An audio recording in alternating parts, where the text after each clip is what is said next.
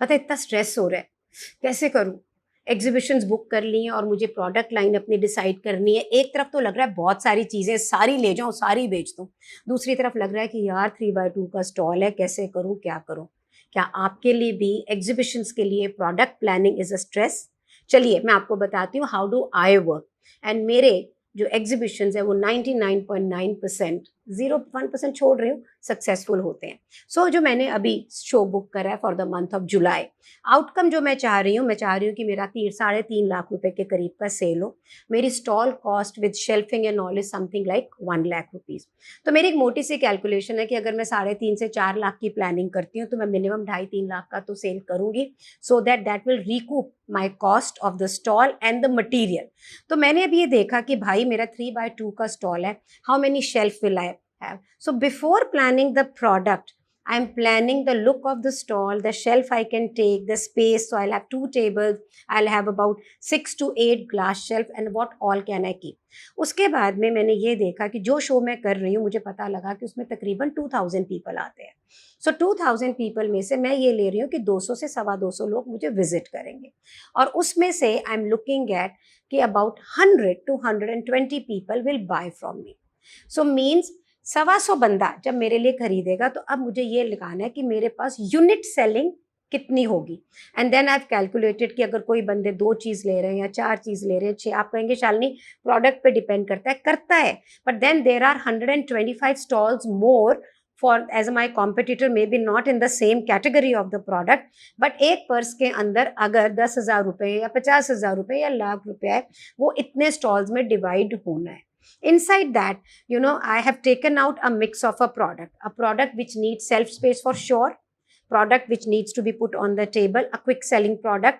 तो मैंने बनाया कि भाई मेरा 150 से 200 250 रुपए तक का एक प्रोडक्ट होना चाहिए, जो लोग आते जाते फटाफट ले ले, ये प्रोडक्ट मैं टेबल पे रखूंगी।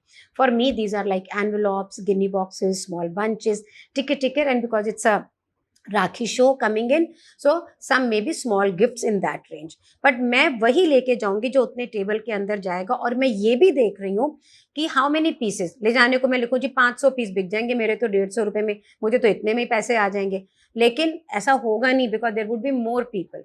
Then things I keep in the shelf, और वो चीज़ों को मैं लगाऊंगी कहाँ? So I have almost 1 2 3 4 5 6 7 products which is going to come on table and on the shelf, but then that doesn't fulfil. तो एक फैक्चुअल मैं ले रही हूँ कि ये चीज़ें 20,000 की बिकेंगी, 30 यूनिट्स हैं, इसके 40 यूनिट्स हैं, तो पहले तो जोश में लिखा 200 300 पर देखा कि ऐसा पॉसिबल शायद ना हो।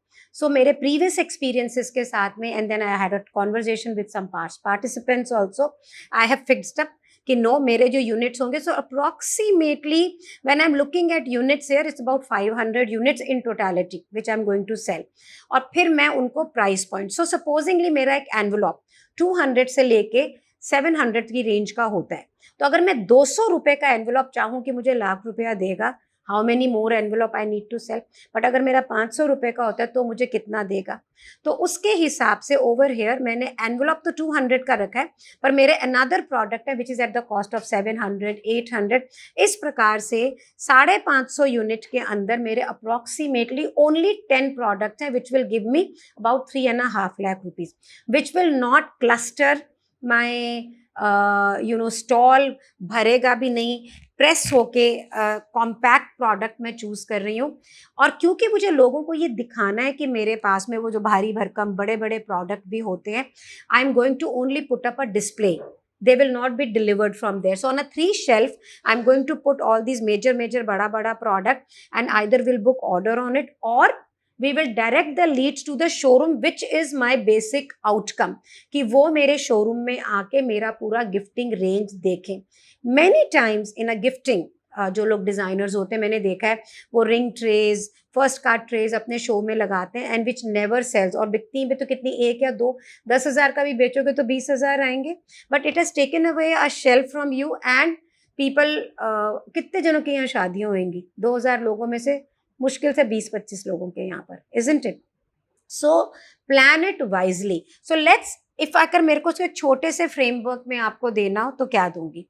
1, मेरा खर्चा कितना है और मैं कितना रुपया उससे निकालना चाह रही हूँ रियलिस्टिकली, मेरे पास डिस्प्ले स्पेस कितनी है, जो प्रोडक्ट मैं रख रही हूँ उसके लोग क्या वो इम्पल्सिव बाइंग देते हैं या ज़रूरत पड़ने पे ही खरीदते हैं।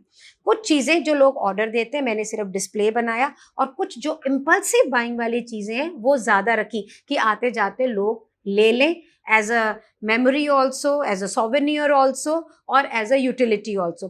Putting this together, मेरा जो स्टॉक वहां पर जा रहा है वो तकरीबन 4.5 lakhs का है, but then I am bringing in another element which will give me some money. So as I'm into 2 businesses, I'm into these sessions also. I train people into professional gift packaging and sort sessions. So I'm going to have one person there designated only to talk about this. तो एक wall के ऊपर मैं सिर्फ उसकी information लगा रही हूँ. सो वो पैसे मुझे वहां नहीं आएंगे, पर वो पैसे मुझे पूरे साल भर देंगे. So what am I trying to tell you, don't get emotional, look at your product line, look at client कौन सी चीज़ें फटाफट उठा लेता है, किस चीज़ के लिए आपको क्लाइंट से बैठ के बातचीत करनी पड़ती है. आप स्टॉल पे तो बातचीत नहीं करोगे ना. It is better for them to have be on your showroom. So direct them there, just putting up a display on maximum 1 or 2 shelves, and rest of the shelves should be really done in a way which looks very very attractive. People दूर से देख के आएंगे आपको. तो display is another different topic which I'm not taking here. So please write down everything, and looking at your past experience, take the conclusion, or do a research on what people buy at a spur of a moment. That should be the category of the product taken for the exhibition. So do create lot of revenues, or do create lot of leads, or look at the business from a bigger perspective. Long term के लिए देख के फिर सब चीज़ों को plan करिएगा.